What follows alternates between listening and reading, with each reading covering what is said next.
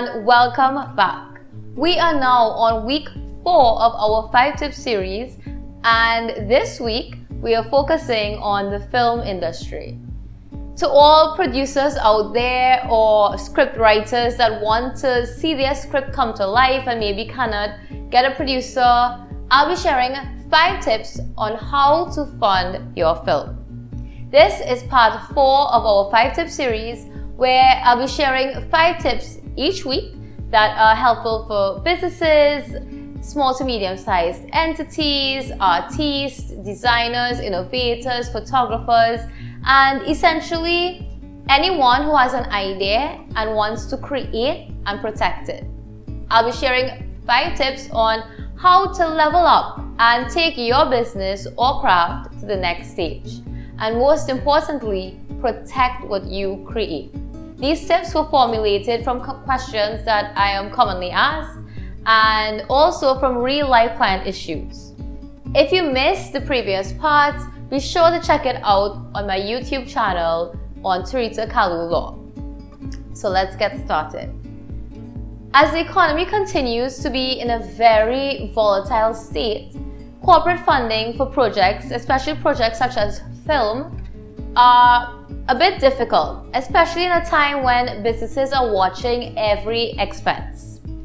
It has become increasingly difficult for filmmakers to raise finance for their films. But the show must go on, and so I am sharing these 5 tips to assist filmmakers in raising finances needed to continue producing their films. Tip number 1, trade on your rights. One way to raise finances for your film is by trading on your rights. Each film that is produced has a lot of rights under copyright that subsist in the work. Unless otherwise agreed to in writing, by law the producer is deemed to own all rights to the film, and these rights include the right to distribute the film, the right to broadcast it, adapt the film into a different medium, such as a play or a book, translate the film into another language, and many other rights. These rights can be pre-sold or licensed to investors in return for their investment. For example, you can pre-sell the right to broadcast your film exclusively to a specific broadcaster, or you can negotiate with a theater company to buy the rights to adapt your film into a play.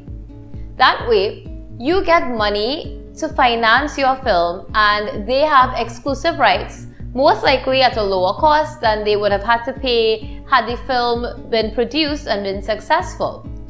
Of course, you would have to have an excellent script and would have to encourage persons to buy into it.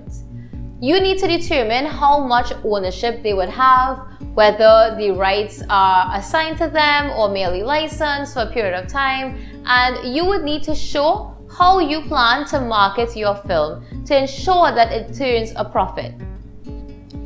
Especially in these times, investors need to see value in the investment and have some surety that your film is capable of turning a profit. Tip number 2, crowdfunding.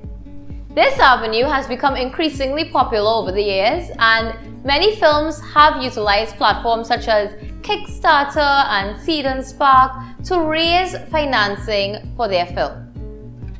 I personally haven't seen a lot of producers and filmmakers here in Trinidad and Tobago use this option often, and so I decided to include it.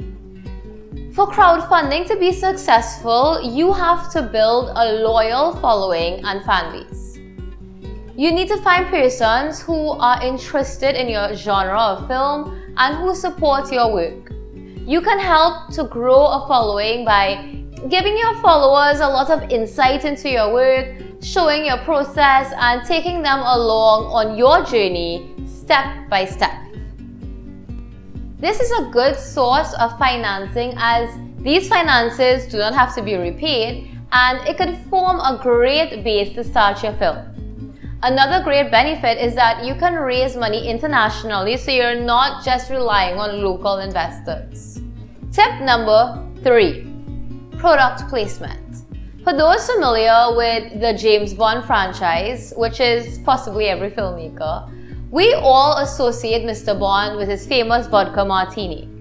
However, in the production of Skyfall, Heineken reportedly contributed to 1/3 of their $150 million budget to have Mr. Bond take a swig of a Heineken beer. While this of course is an extreme example, product placement can go a long way to raising finances needed for a film. Taking into consideration your film, the types of scenes you would have, and the types of characters involved, you can reach out to brands that align with your film that you are producing. If you can pinpoint a couple of brands that can be showcased in your film without compromising the integrity of the film, this can be a great way to raise funds. Be sure to get all necessary licenses to use the brand, and always be very specific about the extent and way in which the product will be displayed in the film so as to avoid any issues down the line.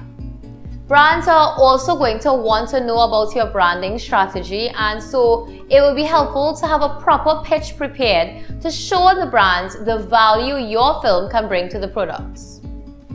Though the Heineken deal mentioned earlier may seem a bit steep for one scene, this movie was shown all over the world and would be continuously watched for years to come.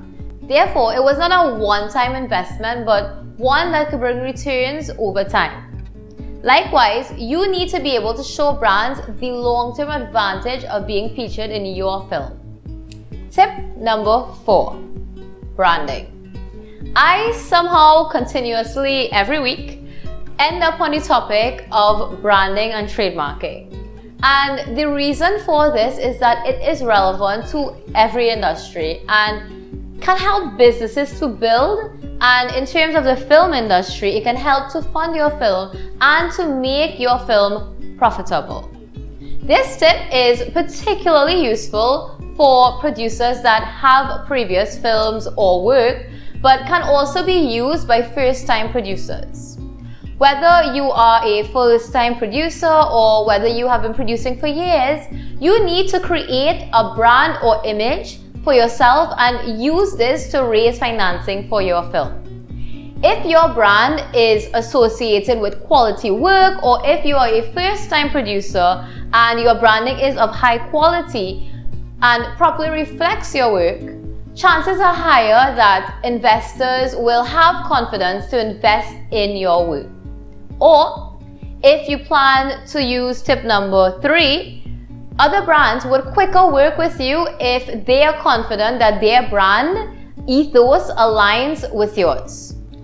For example, if your son or daughter asks you to look at a movie and you see that the producer is Disney, automatically you trust that firstly it would be age appropriate, as this is Disney's reputation, and also you would not mind spending the money for the movie as you would have some level of confidence that it would be of good quality. In the same vein, investors need to understand what your reputation is and likewise whether the quality meets their requirements. This can be displayed through proper, consistent branding. When you have an established brand, this can also help with your film being popular when it is released, as persons would automatically trust your work, and it opens up avenues to sell merchandise where you have a trademark for your brand. It also helps as investors will be more willing to buy into your film if they believe that persons trust your brand, and therefore the likelihood of success is greater. Tip number 5, defer payments. This tip does not essentially fund your film, but it provides a means for you to get your film done without a lot of upfront funding needed.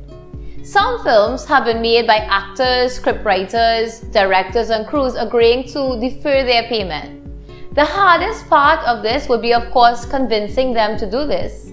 And to do this, you would need to show exactly how and when you plan to make money from the film, and give added incentives such as higher payments to the deferred payment or some rights to the film, and therefore they can collect royalties over a longer period of time.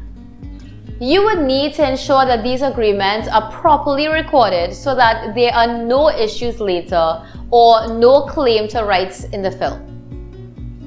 If you are utilizing this as an option to offset initial costs, ensure you have a solid plan on how you would make money from this film. Explore various avenues to make money, such as selling the movie in DVD and Blu-ray format, selling tickets online, entering into paid competitions, selling the rights to adapt the film into a different medium, and this way you can ensure you are able to recoup the funds spent and be able to pay the persons who agreed to defer payments. That's my 5 tips for this week. I hope that it was useful and can be used to produce some great content in the future. Next week, I'll be focusing on 5 tips to trademarking, which can also be useful where producers would like to get into branding and merchandising as a form of making money for their film. So be sure to look out for next week's tips. Until next time.